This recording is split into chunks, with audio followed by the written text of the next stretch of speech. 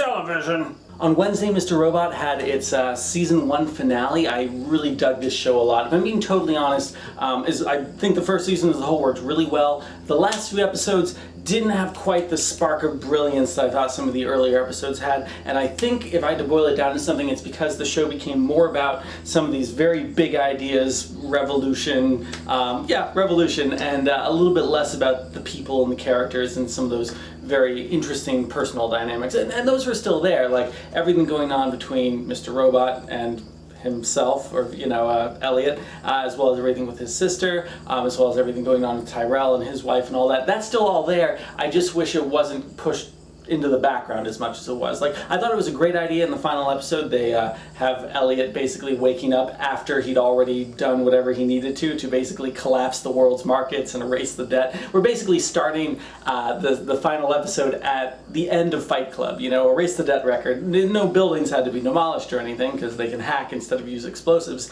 But yeah, there's this interesting idea. It's like, how could I have done this without even realizing I was doing it? Very potent in Fight Club, and I'm eager to see it explored in the show.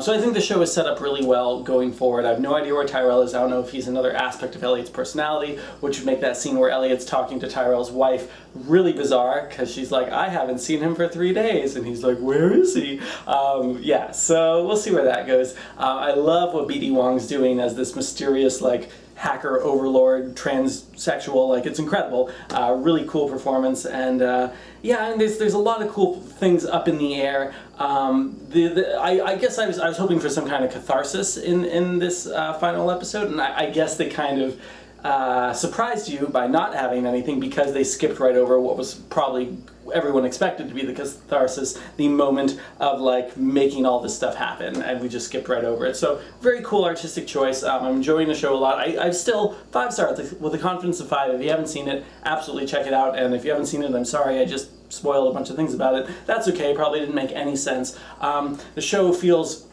like V for Vendetta, like Breaking Bad, like The Matrix, like Fight Club, like Shawshank Redemption, like so many different things, and I enjoy it very much. Elliot, God, what's his name? I can't. Robbie Malik is amazing as yeah, it's Elliot as Elliot. It's a great show. It's a great show. Just check it out. That's all I got to say. Thanks, Mr. Robot. And I haven't been watching that much TV. I can just say that, I'm back at work, and I've been watching so much less TV the past few weeks.